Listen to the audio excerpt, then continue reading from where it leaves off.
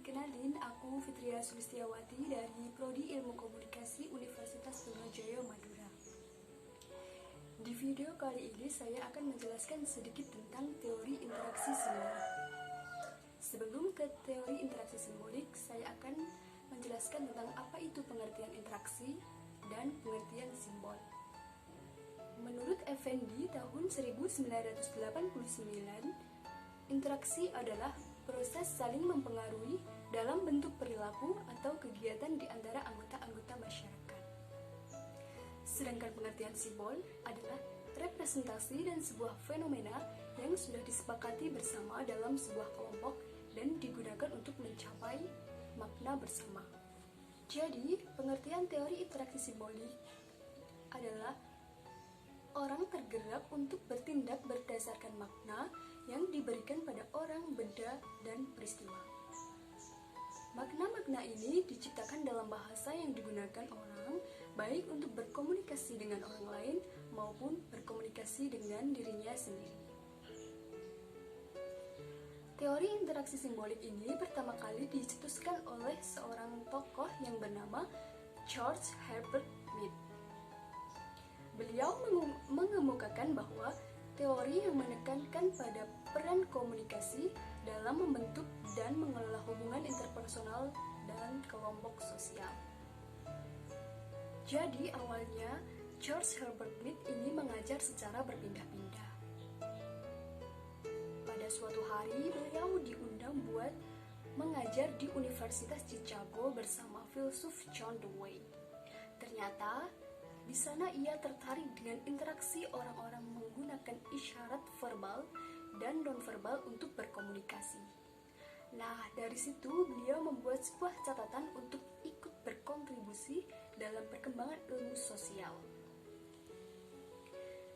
Karena pemikiran George Herbert Mead tersebut tidak pernah dipublikasikan, salah seorang murid dari Mead, yaitu Herbert Blumer, kemudian mengumpulkan, menyunting, dan mempublikasikan pemikiran Mead tersebut ke dalam sebuah buku yang bertajuk Mind, Self, and Society. Menurut Ralph LaRosa dan Donald C. Regis tahun 1993, terdapat 3 konsep dalam teori interaksi simbolik. Yang pertama yaitu pentingnya makna bagi perilaku manusia. Teori ini mengasumsikan bahwa bagaimana cara manusia berinteraksi dengan manusia lainnya tergantung pada makna yang diberikan oleh manusia lainnya. Konsep yang kedua yaitu pentingnya konsep diri. Artinya, persepsi tentang diri kita yang bersifat psikologi, sosial, dan fisik yang diperoleh melalui pengalaman dan interaksi dengan orang lain. Yang ketiga yaitu hubungan antara individu dan masyarakat. Teori ini mengasumsikan bahwa budaya dan proses sosial mempengaruhi manusia dan kelompok. Oleh karenanya, struktur sosial ditentukan melalui jenis-jenis interaksi sosial.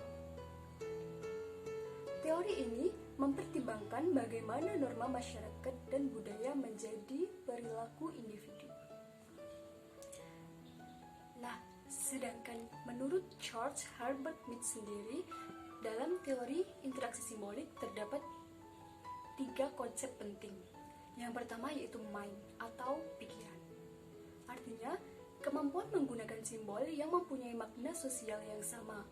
Sehingga, manusia harus mengembangkan pikiran melalui interaksi dengan orang lain. Yang kedua yaitu self atau diri.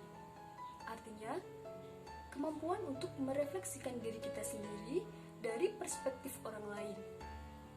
Diri dapat berkembang dari sebuah jenis pengambilan peran yang khusus. Maksudnya, membayangkan bagaimana kita dilihat oleh orang lain. Yang ketiga yaitu society. Artinya masyarakat, yaitu jejaring hubungan sosial yang diciptakan manusia. Individu-individu terlibat di dalam masyarakat melalui perilaku yang mereka pilih secara aktif dan sukarela. Masyarakat sendiri ada sebelum individu, tetapi juga diciptakan dan dibentuk oleh individu yang melakukan tindakan sejalan dengan orang lainnya.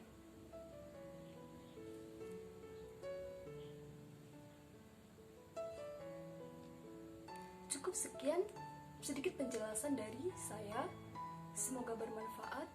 Terima kasih. Wassalamualaikum warahmatullahi wabarakatuh.